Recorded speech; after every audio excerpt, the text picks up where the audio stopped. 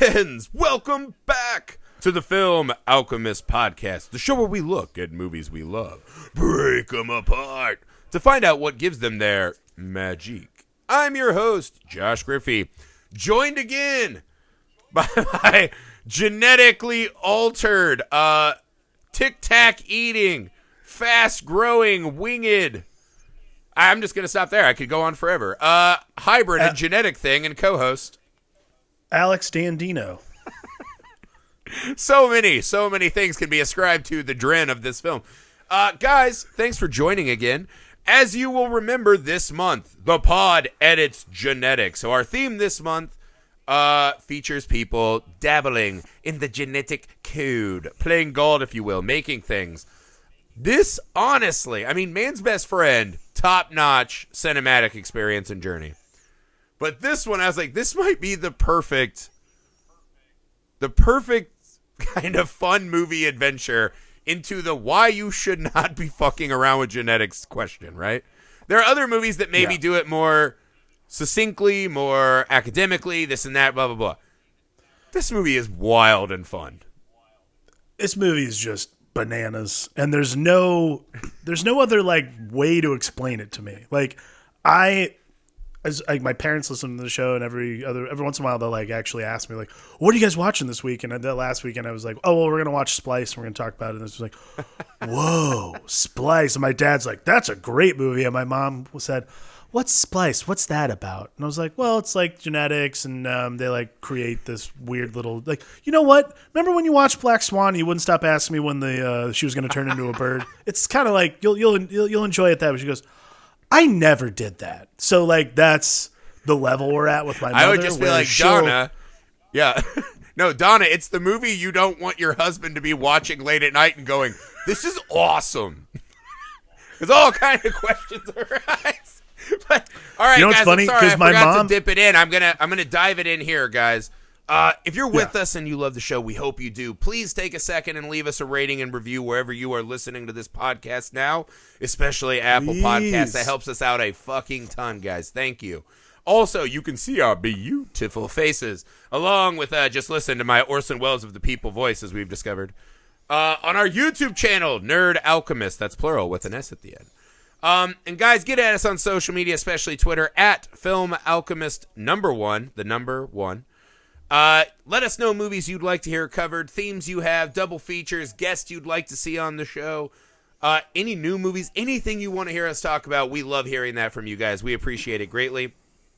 You can email the show, filmalchemistpod@gmail.com. All right, now back to Alex's dad creepily watching Splice in his basement. No, I'm just kidding. No, my dad, like, actually, I'm pretty sure they watched it together, but my mom has just, like, absolutely, unless it's, like, people singing in the movie. I love you, Mom, by the way. But unless it's, like, a musical, she literally has, like, no capacity to even care to remember things like this. Like, this is, like, again, she remembers Black Swan because she turned into a bird and because it was an opera.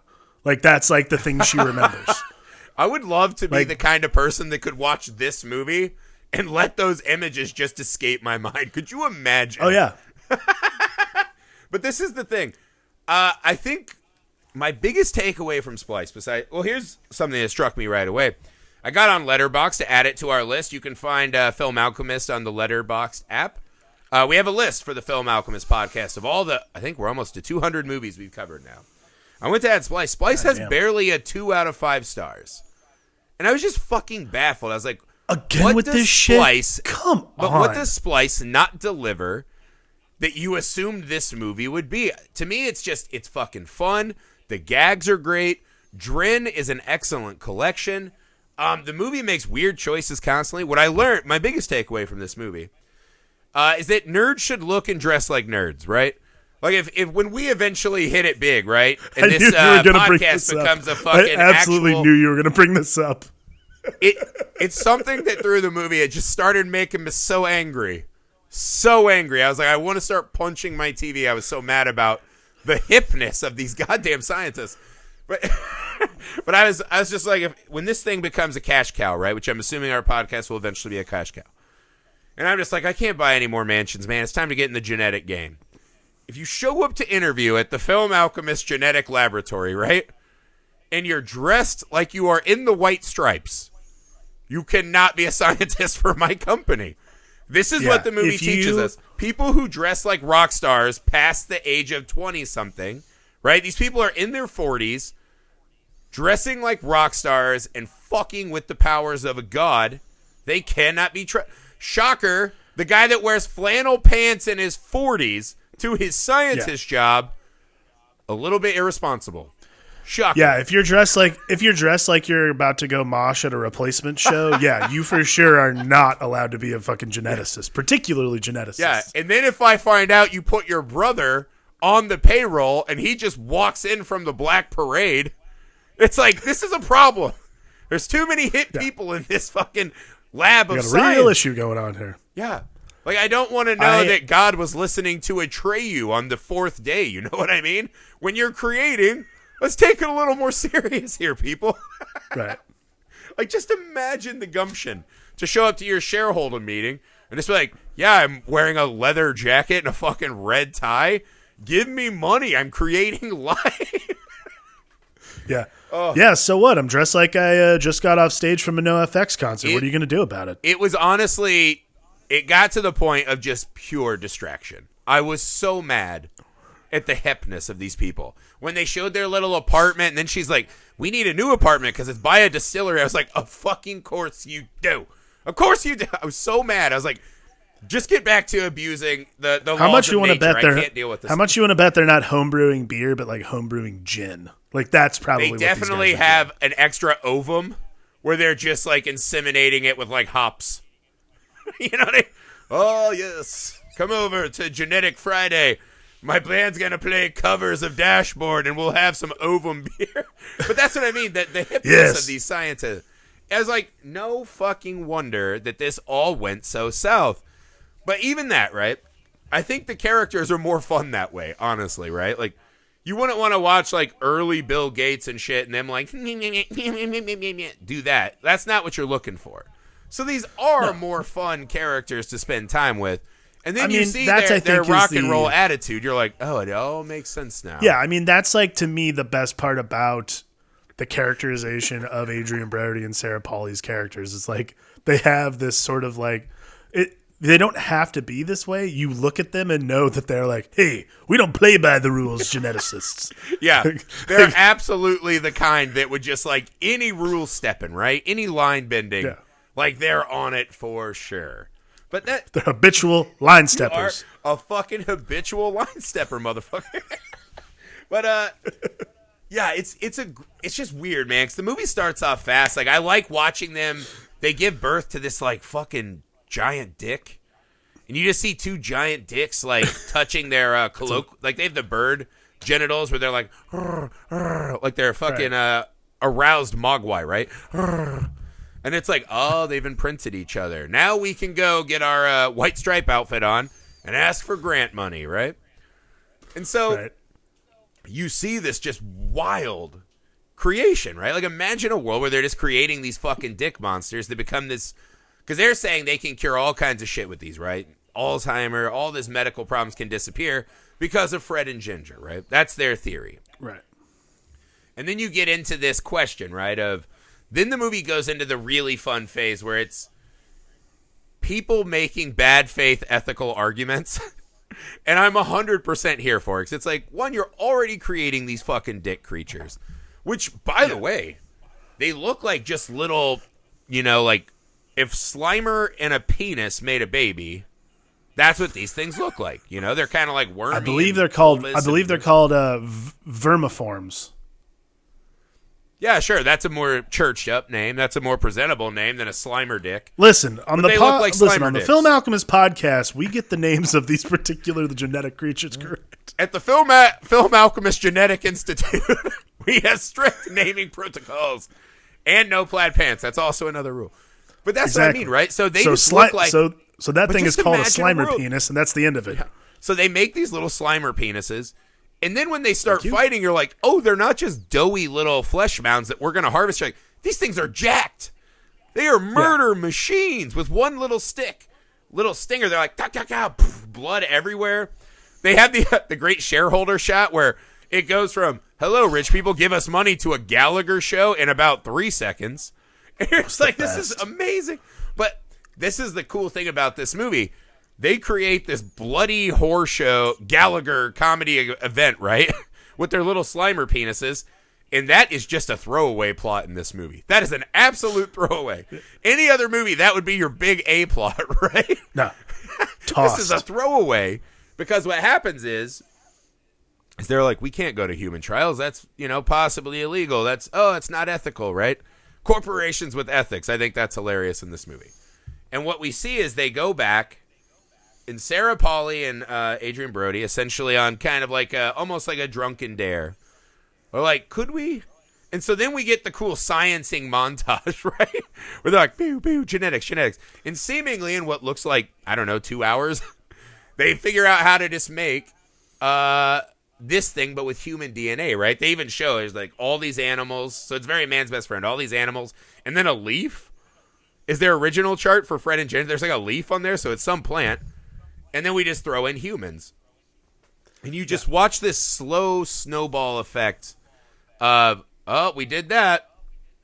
All right, throw it away. Put it on ice. Here's the greatest discovery of all time. Then it's like, I locked you out of the room. I'm going to inseminate in the ovum. And you just see it get out of control. Yep. And Adrian Brody's like, fucking stop. But then at the moment when he's to press the button, he won't press it. And I think that is what I like about this movie, is it shows you exactly how our world is going to end.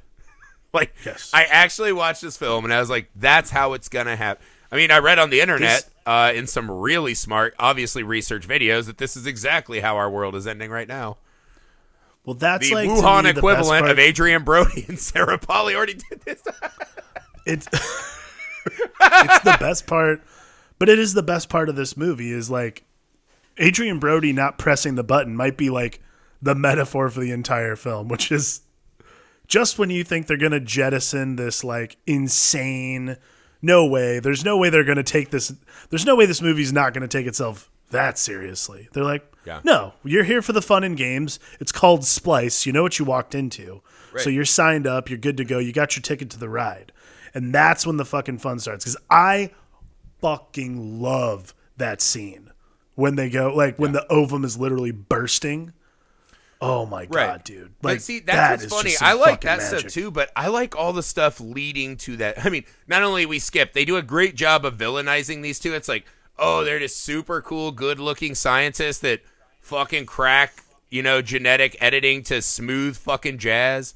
Blah, blah. Oh, look at them fucking all over this laboratory without condoms. They clearly don't take safety seriously. Oh yeah. By the way, I want to. By the way, real quick, the music choice is really unfortunate because Clive is wearing those pants, and he absolutely should not be. You know what it reminded me of is when we reviewed Hollow Man, and they're just like, let's have him listen to the most terrible new metal, and that way we just know, even though it's Kevin Bacon, you're supposed to hate him, right?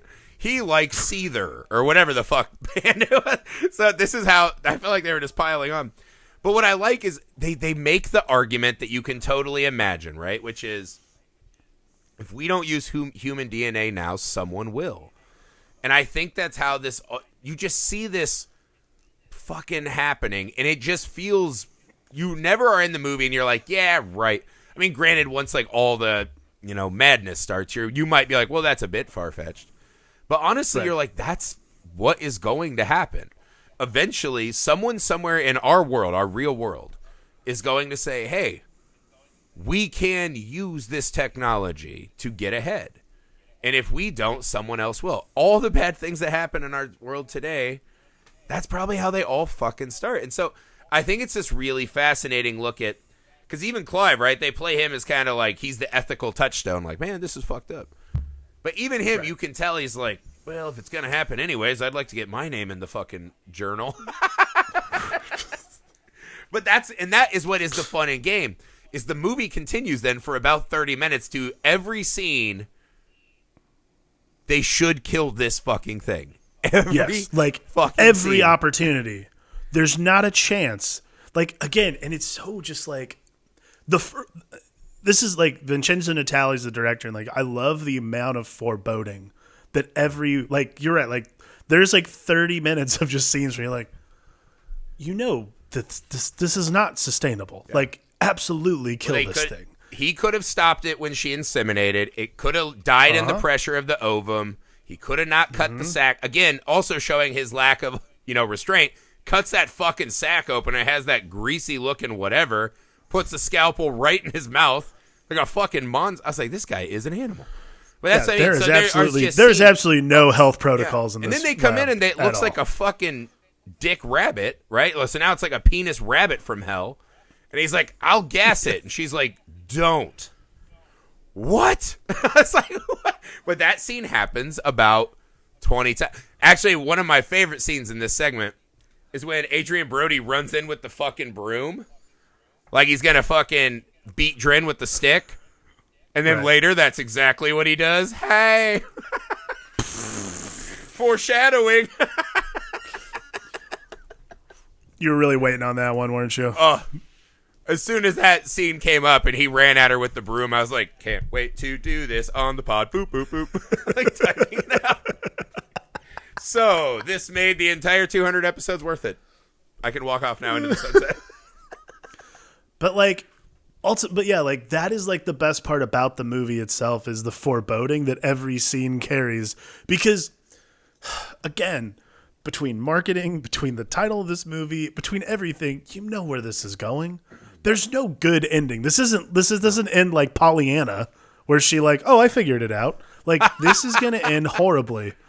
Like, and that's the best part because the eventuality of that just coats the entire movie in this like thick, syrupy mixture of just horror, of just like impending horror and every single thing that happens. But that's like the really important thing too is every single thing that happens seems ridiculous, but as soon as you sort of let go of that and you realize that you're locked in, like this is just how this movie's going to be. It's going to be insane because these people have absolutely no gumption. This story is going to be absolutely crazy because these people don't care about the actual ethics of the situation. So that argument, like The Fly is a great example of like the argument actually like entering into the actual screenplay.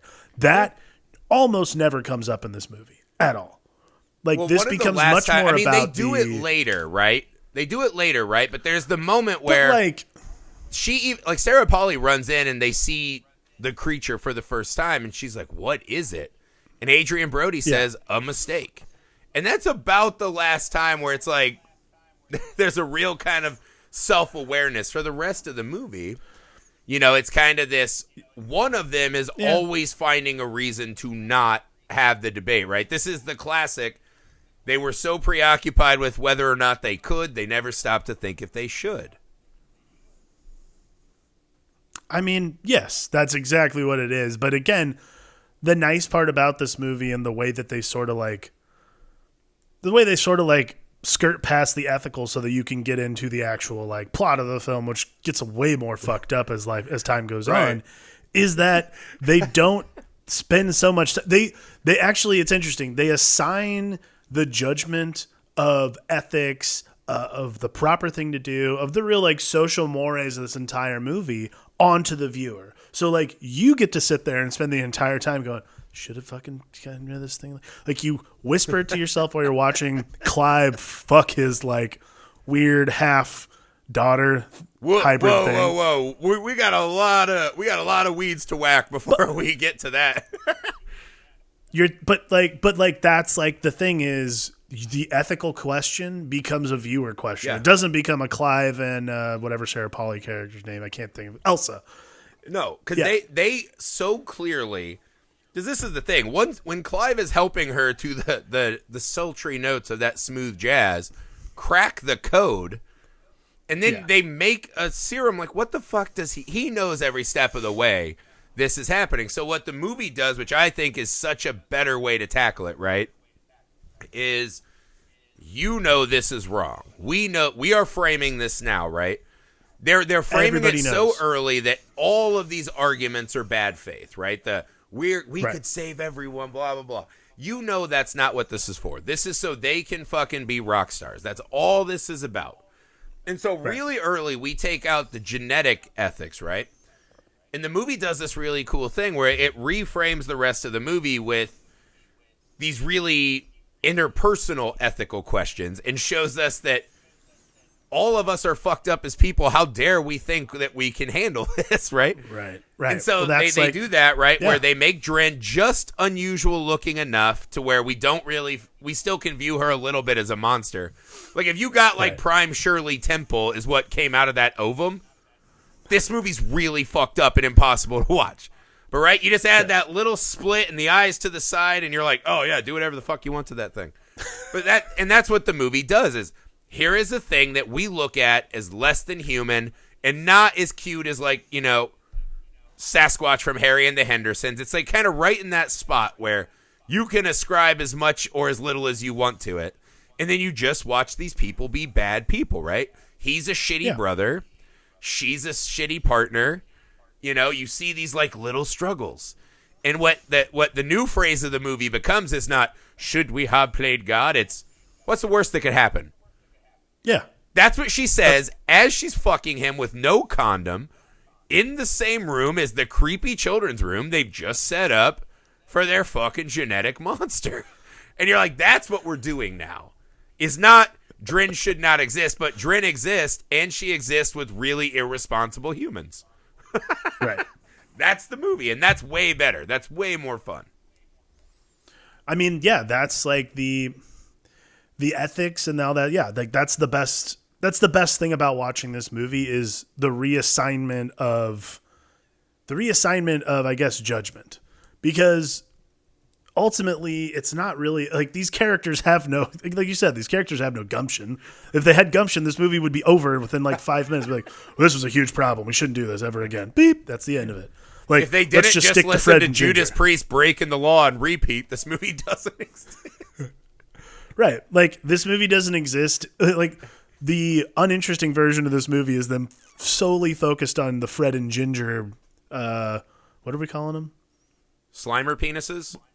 Thank you, Slimer penises. Like, that's the uninteresting version of this movie, but why it's fun to watch is because these characters have no gumption, and therefore, because they have no ethics, it has to be assigned to us, the viewer, and we have to make our judgment, which we do immediately, knowing that they're terrible people. So now, the fun of the movie is simply watching it unfold. Well, it's weird because as soon as Dren comes in, right, again, they make her just creepy looking enough that we don't, it's not like a Bambi scenario where you're like, oh no, innocent. Nope. We don't do that, right? And so what happens is the movie so immediately reframes them as monsters of opportunity, which is now they are taking turns being somewhat abusive to this thing they brought into the world, right? Yeah, there is And this it like plays on this. They have this like, debate super... about we want kids, but then we just watch them be terrible to Dren this whole movie. Yeah. There is like this weird sort of exploitative, like fast food nation vibe as time goes on. Like, it's just so uncomfortable and weird, and it never stops. Like even the scene where, like when she's old enough to be wearing, like, the first scene where where she names herself Dren. That scene, even then, feels exploitative. Like you're watching you're watching Elsa interact with her, and you're just like, this is so wrong. Like something about that is so terrible and not okay.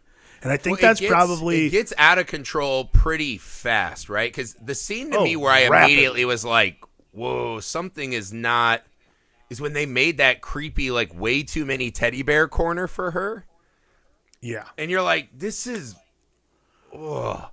And she starts, calling it like, don't talk about her that, and you see this like switch, right? And then later we get into this whole subplot of like, oh, her mom, apparently she's a geneticist. She would know this, being a terribly abusive piece of shit is a genetic trait, as we learn later in the movie. But like this, one of the scenes that sticks out to me so much is that great scene where Dren is getting sick and choking, right? Right. And Adrian Brody sees his chance, right? He's at his limit. He sees this creature and he sees his out. And again, it's this great little moment because Sarah Paulson is so, or Sarah Pauli, she's so in the moment of just wanting to save this thing. And Adrian Brody sees his fucking opportunity. He grabs Dren by the neck and dunks her in this water, right? He's going to drown her to death. And she's smacking him. Ah! It's just fucking riveting scene, right? You're fascinated by what's happening. And all of a sudden, they show this shot of her just like, dead, googly-eyed in the water or whatever. And she starts fucking breathing again. Yeah. And the two things about this scene that I love the most, right? Which is one, this is another moment of, this is the first time Adrian Brody takes an action, and he defeats himself by taking an action. So he's fucking, now Dren has become this like supernatural curse, right? That they're not going to escape that easy. Like whatever the fuck they do, they're not getting out. Because if he had done nothing, she would have just died. But he saved her by trying to kill her. So I love that little subversion of, oh, you're cursed with this. You guys have fucked up. You're going to, ride this to the grave. Secondly is that beautiful fucking interchange. And the acting is just fucking uproariously good, right? Because I'm kind of like, I'm like, like I feel so horrible watching it, but it's her saying, you knew that would work, right? And he's like, yeah. And they both know what just happened. But they're like, we need to co-mutually live in this lie, or else things are going to get even worse. And the way they play that scene is just fucking magnificent. It's one of the best scenes in the movie. I mean, that's probably the advantage of having these. Like, I think Adrian Brody and Sarah Polley are head and shoulders above some other actors, and I think that's the advantage. And the thing that's really important about this kind of movie, because I was actually talking with Andrea about this before we did the show, and I'm just like, Splice was made in 2009. Adrian Brody's an Oscar-winning actor. Like, this is the kind of movie that I would say in the 90s becomes that's a Walmart $5 bin movie, which we love. Like, I bought those. I love those. But this is one of those kinds of movies where if you cast the wrong people, it becomes like a TV movie of the week rather than what it is, which I think is like really great science fiction horror. Yeah. And that I think is probably the most important thing, is the performances are what really grounds the movie and doesn't let it get too, like, this movie is insane and fantastical and bananas on its own already. If you have the right actors who bring the humanity and bring it down to the ground, that's where the movie really starts to shine. And that's where the movie becomes the reason we do this show in general. The alchemy itself is that we're watching these people because we're interested. If they were terrible actors and they were terrible people, we would not be able to watch this movie. I would have turned it off after 5 minutes. Like, these people are garbage. I'm not watching this movie. But but this is where you that get into, scene like, particularly is a great example, because those actors are willing to put those subtle ticks in there and that kind of thing. Yeah. That's the movie for you right there. But this is where, and I think this and Man's Best Friend are actually great examples of really genre pieces that in the wrong hands, they become those asylum, straight to TV or DVD bin movies where you get an older actor who, is just kind of phoning it in, and you play up the jokes a little more and the people instead of really, because that's the thing, if you get a Lance Hendrickson or you get Adrian Brody or Sarah Polley, and they're playing this straight down the line, right? This is a real character performance from each of them. Then the movie can be a little more wild, and it's not just played for laughs, right? Like, look at those fucking dick monsters wrestling each other, and the Gallagher scene, and it's actually like, oh man, how's this going to affect the characters I bonded with, despite their fucking dumb clothes, And that's the advantage that these movies have, and I think that's what I fear, is that movies like Splice get shuffled off onto these, let some fucking low rent, don't give a fuck operation make them. And so I think when these movies come out, I think it's just fucking awesome when we get this kind of, action out of these. But because that scene is really good. The next scene that I would say like really struck me is like, wow, that's a fucking great scene. I love this scene where we get our first kind of, because once we get to the barn, the movie shifts a little bit to Dren's POV. Yeah. Now that we're out of the lab, now we're not doing these two scientists looking at a monster. We're doing this new person looking at two people out in the real world and seeing their fucking flaws, right? But the scene that struck me, I was like, wow, that's a really good scene for this movie, is when she has her Barbie doll and she gets Sarah Polley's box, right, of her like bad memories from her abusive. We see the inside of the house, like fucking abusive whatever, right? Like, she did leave it the way it was. All that kind of stuff, right? But Dren looking at the Barbie and realizing for the first time something is different about her. I thought that scene really hit me a lot. Just this, wow, when does that happen to us? When do we have that realization that instead of just being like, well, we're just things in the world and look how fucking cool this place is, to, oh no, something's wrong with me. And you start turning all that bad shit in. I was like, when does that happen to us? That scene really got... Right. That's a scene that is bigger than this movie, and I appreciate that being in there. Absolutely. I mean, that's the best. That's one of the best scenes in the movie, simply because it's something we can all react to because we've all had that moment. Right. Like, that's the best part about that. Because you're right. Everyone when we go out in the world, I think it's probably around, I don't know, middle school, when we all realize that we're different and terrible. Some of us are terrible and some of us are not. I don't know. That's my... Well, just even for no reason, because you're like, she is this miracle that exists in our world, right? But she's sleeping in hay in the barn and feeling less than to a fucking Barbie. And you're like, wow. But that's what this movie has, little moments like that. Because that moment happens smack dab in the middle of, hey, let's fuck this shit up, right? Like, this is when all the things that... Because I was telling you, I was like, everything that happens in this barn... as a totality, but especially the one moment, I was like, this could be among the cringiest things I've ever watched. And I know, like, a lot of my whore brethrens, right? They'll say, there are so many movies more grotesque than this and this and that. I was like, sure, right? Like, we just, on Last Drive-In, they just said blood-sucking freaks. And I was like, yeah, that movie's more repulsive.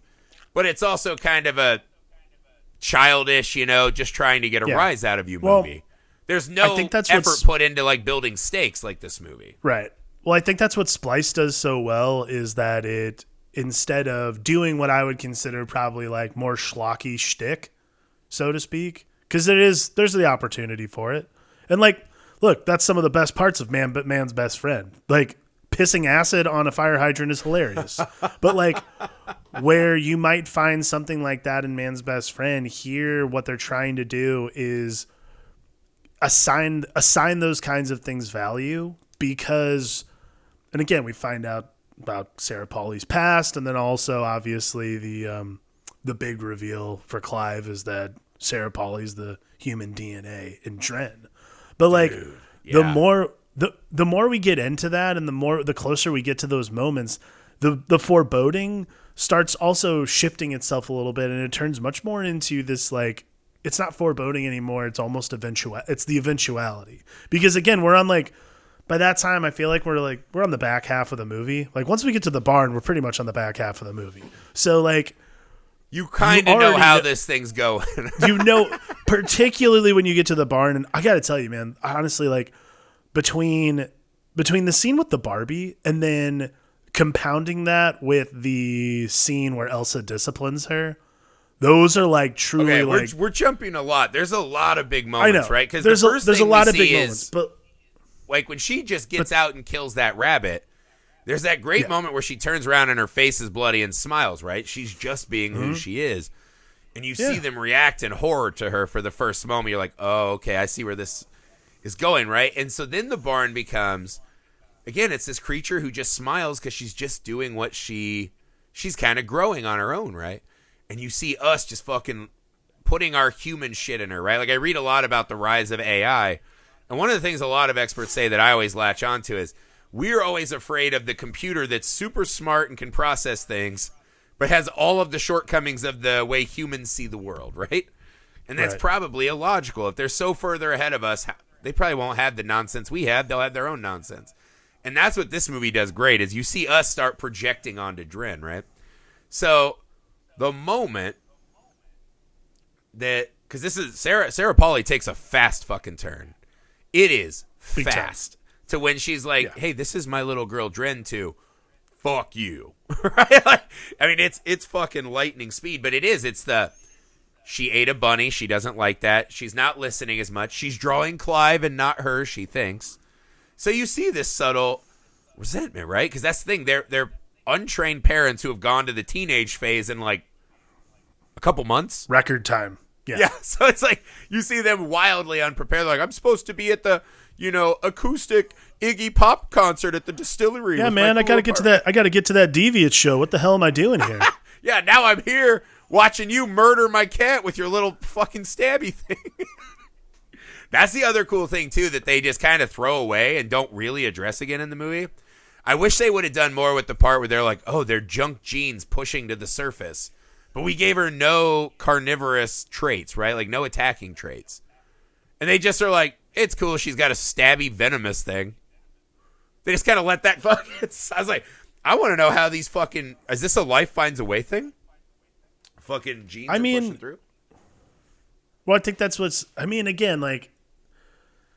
That's the thing I like the most about this movie is it doesn't spend a lot like this is obviously like weird science kind of shit, but at the same time, there is that great like to me the junk genes to me human. That's what I read it as. Yeah, like, right. It's the Elsa. That's true. But then the little Slimer dicks had those things too. I'm like, where are you getting the stabbers? They all have that. Take that out of the...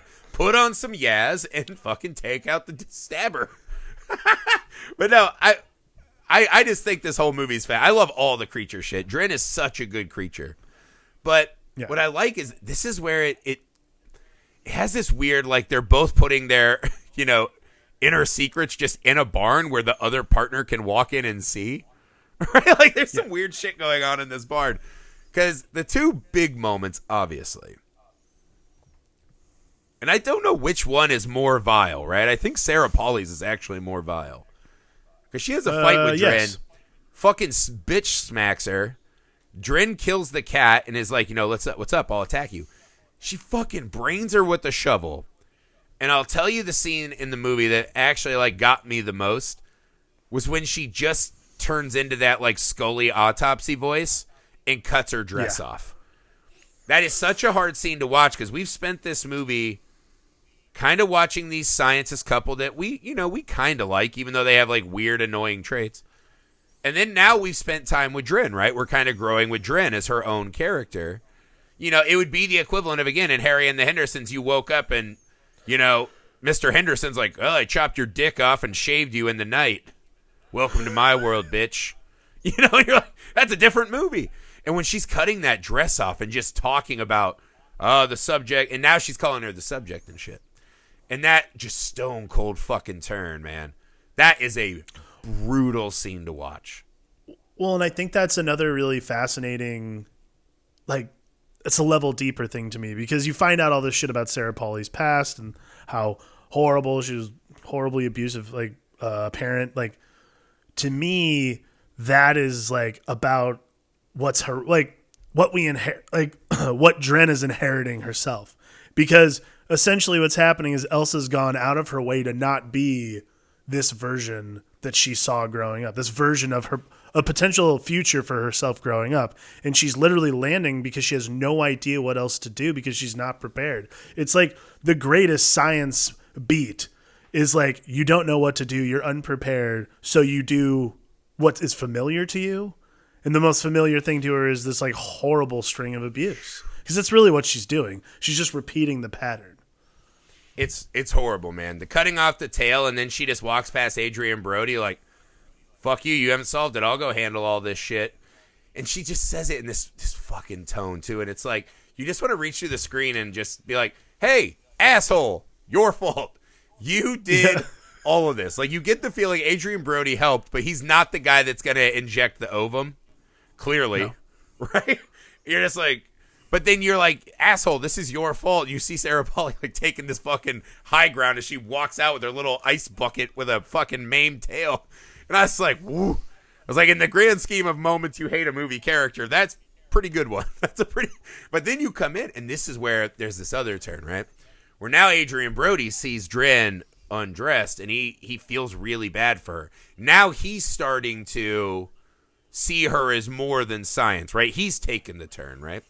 Instead of wielding the giant wooden stick, he's, trying to masquerade his own as he tries to, dance with her. And he does the stepmom in porn, right? Where it's like, don't, okay, do it.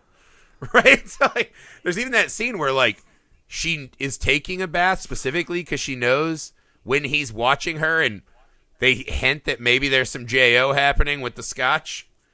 And it's like, this is just getting weird.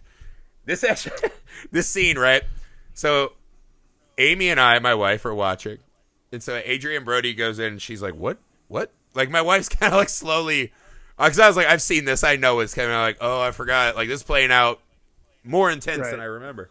And so as it's happening, you know, she turns around. She's like, she's peacocking and shit. Yeah. And there's this kiss. And so, you know, the fucking ensues, right? He does that. No, don't do it. And they just start fucking, right? And so me and my wife are having wildly different experiences of the movie at this moment. Because there was a part of me where I was like, I think Drin could get it. Like, there's a moment where she wraps the tail around that wood, right? And she has this fucking muscular, like, claw leg. You know what I mean? Like an ostrich foot.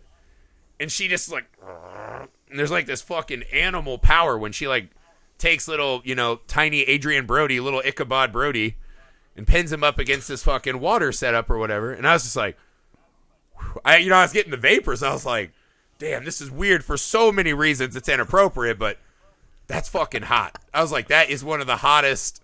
Like, I literally was, like, getting sweaty on my couch. I was like, damn, that is, like, woo. It's like they just captured the heat. You know what I mean? So many movie sex scenes feel false. I was like, that's the heat right there. I think that's what it is. Like, it is like a scene that really just, like, and not just because it's weird, but it really does, like. Should I say that on the internet? I don't know. That Dren can get it. It's wrong. Because this is the other thing, right? Is there's the part of me that's like, wow, Dren is like 6 months old, right? But then you're like, this is weird science time. You know, does time even exist in a construct? All right, you're not a creep. Maybe. But then this is the argument me and Amy had, which I would love to know our listeners' opinion on. Is Amy's like, oh, Adrian Brody, that piece of shit. And I was like, why? And she's like, he's fucking cheating on her and fucking the creation. And I was like, is he cheating on her? Is he, though? And she got furious. And she's like, what are you talking about? I'm like, it's her DNA. He's fucking her DNA. Conceivably, you could say that what he found most attractive about Dren might have been the Elsa of it. Whereas I'm drawn to the freakish science experiment, the last tab on the internetness of it. He is just seeing his wife pre-maiming, or his partner pre-maiming. But that's it's very. Let me put it this way. I don't remember if like Multiplicity dove into this, right? Like, was there a scene when like Michael Keaton walked in on his wife getting gangbanged by, you know, the other multiples? And was just like, no, I don't think that happened dick. in that. No, I think they took that out of the first cut. Right. But I don't remember that being in the cut. And I'm assuming that would be a very memorable movie moment. But that's like the mindset. So I'm trying to build a legal case, right? And I'm like, you got to set precedent, right? So I was like, all right. Michael Keaton walks in. The multiples are just having at, right? And like it's just, you know, like being in a baseball factory, like, and Michael Keaton's wife is getting it. And he walks in and he's like, wow, she's cheating on me, but it's me. But there's so many of me, she doesn't have plausible deniability anymore. These are sticky areas, right? And so that's what I was arguing with my wife. I'm like, yeah, like, legally, I guess it's close to bestiality maybe, but it's also your DNA. I mean, it depends on how you look at it. I think Clive is attracted to the animalistic instinct that Dren has.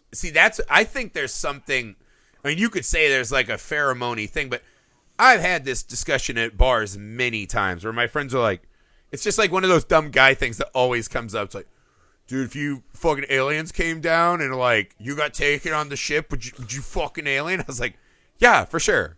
For sure. Yeah, duh. Imagine how many times you and your friends have told stories about the human people that you fucked. Yeah. And then you could be the one guy that's like, well, I met this lady with 5 perfect tentacles, right? 3 maybe boobs. I don't know. They could be eyeballs. I don't know. It was wild. Of course you're going to do that. But I mean, it's like, I just watched that scene and I was like, therein he's lies helpless. The difference between, he's helpless in this. But therein lies the difference between men and women is women want to have that conversation. Men are more interested in saying like, man, I fucked an alien. Been there. Fuck that. You don't. We are the modern day Columbus. We're just running around trying to stick our flags. Everybody wants to be the first one. Everyone wants to be the first one to put their flag down. Like that's just how men are. I don't know what it is. But I mean, she was not thrilled. Apparently, if I were to have sex with a genetic replicant of Amy, And I knew for a fact it had a different, I think that's what Amy said, is I'm not having sex with her soul. Right? So on one hand, I'm like, oh, so I've had sex with your soul. I must be doing something right. Secondly, if I fuck an exact replica of her in every way, but I know for a fact it doesn't have her soul, then I am a cheating piece of shit, dog scum. You know what I mean? True. She did. That's a very nice. That's a very nice compliment, though. Apparently, you have a penis big enough to get her soul. Nice. I don't think it's about that. You can't deep dick to a soul. You gotta. It's like that show Lock and Key. You gotta get in there. You know what I mean? You gotta find the mysteries of the puzzle box. But that's all I'm saying is like, I think because my wife was like so off the rails. But this is what happened when I watched this movie with Amy. And she was like, yeah, he deserves to die. I was like, what? I was like, for doing what every single man on planet Earth would do. And as I sit I'm here, not sure. And I'm telling you, because I know we have a lot of ladies that listen to this show too. If you think your significant other would not have sex with Dren in that barn when she does the fucking pull him up against the wall, you are out of your fucking mind. Maybe it's because I'm big. Right? And, like, I've never been picked up. Like, I want to be held and shit sometimes. But, like, that moment, like, I was like, that's a moment of weak powerlessness. That's what you... Yeah, but I was like, hey, everyone. Yeah. You see, now we're getting into, like, Bar Sinister stuff, and that's not what this movie's about. We're so far off the rip. We're like Adrian Brody's choice of clothes in this movie. Completely derailed. But I'm just saying, I don't think the crimes are equal. Adrian Brody's choice of clothes to whether or not the ethics of fucking a animalistic clone of your wife. Right. Well, that's what I was like, Amy, what if it was your body, but with, like, jaguar pheromones and shit? Like, what am I supposed to do? It's impossible. Say no. And she's like, look for the soul. I mean, she sounds like the lady in Poltergeist that's coming to, like, save the girl. Oh, my God. Look for the soul. Like, all right, I'll do that next time, I guess. When Film Alchemist Biolabs opens up, we're going to have this locked up. I can't be going in half-cocked, as it were. Clearly not. Yeah, I need a soul detector. But I think these moments are great, and it actually leads because I put this on Twitter for our listeners. I was like, is this the cringiest moment in movie history? And I know that's a really high bar to set, but I'm like, it's in the running. It's pretty horrible when he sees her reflection, and just imagine. The thing I created and I just maimed and I wish I wouldn't. And then that scene when they go to the apartment and they're having to like talk this out.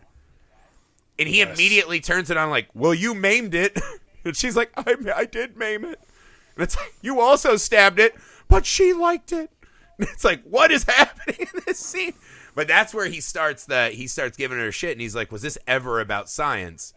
And I was like, that kind of awareness I love in this movie, man. They're giving us the weird creature shit, but it does still stick to this kind of running important theme, which makes it not as gross to watch. Well, and I think like that scene too is great because it punctuates so well something that we're all just like, what the fuck is going on in this movie? And then we get to this and really like the conversation again. They do such a great job of just like skirting past, like, you don't want to hear about the ethics. No. Like, because then they have that conversation about, like, Clive accuses her of basically wanting control over more than anything else, not even wanting a daughter, but wanting just control. And I think that is far more interesting an argument than anything they could come up with ethics, because that comes down to someone's very logic, someone's very soul, as it were, what their pursuit in life is. So, I mean, that's what's great is Elsa's story becomes much more about trying to control her own destiny by trying to control these absolutely uncontrollable forces. Right. And that, I think, is what makes like the remainder of the movie so much more thrilling and so much more fascinating. Yeah. And also and very terrifying, particularly for Elsa's case, because control is relinquished so quickly. To the forces of nature. But that's the thing. I cannot think of a movie where I feel like as a species we've decided whatever genetic technology is coming for us, right? Like we've been scared of this for decades, right? And somehow, some way, it seems like it hasn't gotten too scary yet. But I keep reading things, right? The next big leap, right, is not going to be income inequality other than income inequality will allow the wealthy to get these genetic enhancements, right? And that's where it'll be, is that they'll just be smarter, have better eyesight, live longer, be healthier, blah, blah, blah, while the rest of us are just going to, still be down here and not be able to compete. So I feel like this has been an evolving thing, but what I think the unifying theory is that all of us humans on some level are uncomfortable with the thought that somehow, some way, we will be walking around with, interacting with, and competing with something that was made better than us on a genetic level. Right? Like, I think we're all scared of that. And what this movie says is, we know that you're scared of genetics. We're scared of it. Let's take that out. Let's not ask if it's good or bad. Let's say, who the fuck do we think we are?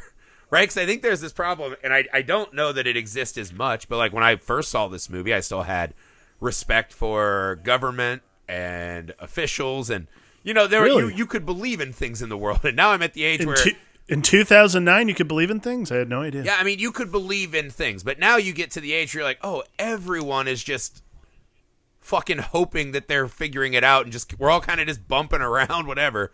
And now that's what this movie does. It says we're all fucking fuck ups in our own way. We're all dipshits. Do we trust ourselves? Because, once they go to that barn, you're like, she's constantly, this is life finding a way to the nth degree. Rabbit killing, she's instantly good at it. Wings, leaping out of windows, right? Seducing your husband easily. There are she still has the fucking stinger. She's like, oh, you chopped my tail off, boom, back. And it's just, this is life exploding out of control and just fucking steamrolling these two people who just, they're like, we're fucked now. We're caught. We're in the whirlpool and we're getting dragged down. And that's what's fun about it. Because instead of wasting time having a debate that we've all kind of agreed on, that we think altering genetics is probably bad, they say, let's just look at why we're bad and how that could then lead to the source of fun in this wild monster movie. I do think the ending is super hardcore. What's funny is I had totally forgot that's how this movie ended. How could you forget that? What's weird? Holy I had shit. 2 of those this week. I watched The Goonies with my kids, and I thought I turned on the wrong movie because of the fake suicide in the jail cell and the jail escape and the car chase. I'm like, is this like a fucking deleted scene? I was like, has this always been how... I just thought it opened with Josh Brolin working out. And I was like, what is this fucking scene in the movie I've seen 20 plus times?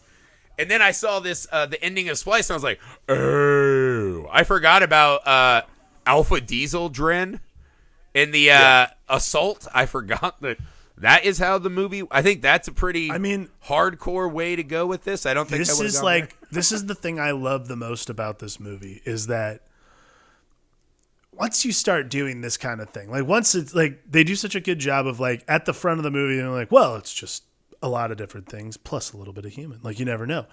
Like, and they do a good job of dropping the hint that, obviously with the Fred and Ginger, like Murder Fest, the Gallagher show. It should have been very clear to me where this was going. Right. Like, that's the kind of thing you're like, okay, I think that's a hint. Because then when it happens, so basically, for those, I'm sure you've seen the movie, if you're listening to the pod. If you haven't, sorry. Dren is able to spontaneously become male. Yeah. And sexually assaults Elsa. It's super I'm not fucking gonna hardcore. Lie.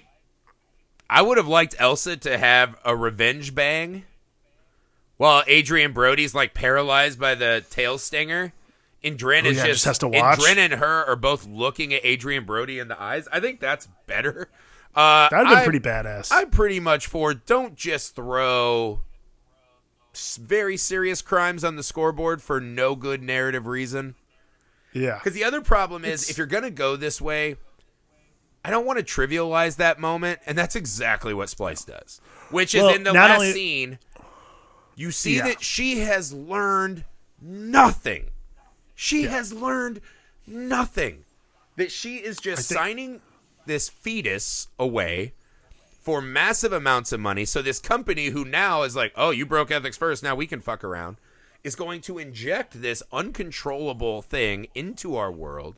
And as long as she gets the credit and recognition and money, what's the worst that could happen? That's literally what she says. And I think the movie is implying to us that shows she learned her lesson because she knows the worst that could happen. And I was like, Yeah. that's not how I read that. It's interesting because this movie's ending is eerily similar to Humanoids of the Deep, and Sure, that's true. Honestly, because that's the first thing I thought. I was like, "Oh fuck, this is like exactly how Humanoids of the Deep like ends." Humanoids of the Deep is more built-in exploitation. Sure, like I'm not saying it's exact. Yeah, I'm not saying it's beat for beat, that's but a good it's call. the same. I forgot about that. It's the same general vibe, and I was so much less disgusted this time by it, and. Yeah. But I was disgusted in a different way. Like with Humanoids, I was much more disgusted by like, oh God, of course this is the ending. This time I was disgusted for the exact reason we're talking about, which is like, this feels like we're just taking it a step farther than it needs to go. I like your ending a lot better where it's literally like... Well, I'm like, if she's not going to learn her lesson, have her go full, like master of evil on it. Right, yeah. Like, oh, I will take control. The only way I know how. What's up? Yeah, like give us like the Brood, Yeah, something have like her go full in. Just be like, I want to make more of these. Fuck you, Adrian Brody. I fucking Yeah, give us like the Brood and Texas Chainsaw Massacre, and then the barn becomes like this great iconography. Because they do this weird. Again, I think trivializing that is just always a bad idea. It's pretty rough. And they do this like, they feels like they're trying to mirror it with what Elsa did to her on the cutting table. And you're like, I get it. That was bad. They're mad at each other. Like, it's just comparing apples and some made up fruit no one's heard of yet. Well, I mean, that's the unwinnable task you set up, right? Is you're like, we're just going to throw a sexual assault on the scoreboard because that'll shock and repulse people. Check. You got us. What are you going to do with that now with one scene left? And there's no way to make that because you can't have it be where it's like, good it's thing like that happened, so she learned her lesson, right? You cannot do that ending of the movie. You cannot do that. Impossible, even back then. And you also, but then it's like by having her be like, well, fuck it, I didn't learn my lesson. It's just bad. It's cringy. Well, yeah, cringy. It's just tripling down on something we already know about the character, which is that Elsa is a terrible person. She really is. And that's what I mean, though, but not like we want to see her go through all this. Like, why couldn't it have just been hey, why didn't we find out that, like, Dren can just eat your head off in one bite? Do a head rip. Yeah. Do a head rip. Do stuff like that. It was fine. Fun and acceptable torture and degradations and murders. Cool. I would say... felt so... I mean, I don't know. It's just weird. Because my wife didn't think it was weird. She thought it was like, that's how... It had the effect on her where she was like, oh, no. But me, I was just like, that's unfortunate. Well, and I'd say that that would probably be... I'm sure it's not, but I would hope that would be the reason it would have an actual 2 out of 5 is people think that's one step too far. Yeah, I mean, it's a misstep. It's a big miscalculation, I would say. But the movie is miscalculation for the ending of a movie. When you see Splice and you see the trailer with like the fucking monster mutation head, and you go to the theater, you're like, wow, these are good performances. This monster work is great. What else are you looking for in this movie? What else are you looking for? That's what I always ask people. Like, you're not wrong. If you want to go watch Lawrence of Arabia, that movie says, hey, different set of rules, judge me one way. Then a movie like Splice. Splice says, here's what we want to give you. And to me, this is exactly what we talked delivers. about. Well, I think it's interesting, though, because this is exactly what we talked about on Man's Best Friend, because I had a differing opinion about Man's Best Friend than you did, but you're right. And it's interesting. This is the second genetics movie we've watched. And I think this is like the crux of the genre, the subgenre itself, is that when we watch these kinds of movies and you look at the title, you look at the content, what kind of movie are you expecting this to be? What is the apex that you're expecting this to reach when you're watching a movie called Splice about people who make a person? Yeah, and that's the thing. Like, when you get into like your Gattacas and Jurassic Park, they're coming at it from a different way. And this movie just feels like a super version of what would be kind of a more schlocky small release, right? So maybe that's how something unfortunate Totally. like that ending slips Well, in, because again, if this was an Asylum or straight to DVD thing, you'd be like, oh, of course they did that at the, you know what well, I mean? that's it's exactly what I was saying at the beginning of the shock show. value. This is a great movie for 2009. I think if it had been made 10 or 12 years earlier, it probably would have been jettisoned in like a January release, and then we would have found it collectively in like a Walmart bin. And that would have been the movie. I'm honest, because I remember seeing it in theaters and just being blown away by it. I'm honestly surprised that this movie is not more beloved, and I'm hoping that it's just like a, people who rate things on Letterboxd problem, and that the average person, man, I think there's a lot of fun to be had in this movie. A lot of fun. I blame Adrian Brody's pant choice, personally. If you're angry about the ending or the pants, fair play, sir, fair play. If you're mad about the funness of the movie, that's madness. That's poppycock. You're insane. Pure poppycock. All right, guys, that's it for Splice. Let me know who won the debate between me and my wife. Is it all about the soul? Is it about the DNA code? There's a lot of questions in this movie that we've laid out for you guys. We'd love to hear your takes on them on our social media. On Twitter at FilmAlchemist1. Email filmalchemistpod@gmail.com. Please take a second, leave us a rating and review wherever you find the show, especially Apple Podcast app. Subscribe to our YouTube channel, Nerd Alchemist, plural with an S at the end. Yes. Alex, it's that time. As we barrel through our genetic journey and we edit more genetics, which of our 2 remaining films are we doing next week? I don't remember what they are. It's The Island of Dr. Moreau, with maybe a little sub-examination of the Island of Lost Souls documentary on Richard Stanley. Right. And Jurassic Park, the granddaddy of them all. There we go. I think we got to go Island of Dr. Moreau because we got to save Jurassic Park for the end of the month. That's amazing. Yeah, I'm excited about both of these guys. Again, I hope you checked out our episode earlier this week on The Lodge. We have some other cool new release movies that we're on our plate. We're going to get to as soon as we can. Look for those early in the upcoming weeks, as we feed you these. We got some double features we're lining up that we're very excited for. And awesome new stuff coming on YouTube. So thank you guys for your time. For the Film Alchemist, I'm Josh Griffey. I am Alex Tandino. Unlock the soul, boys.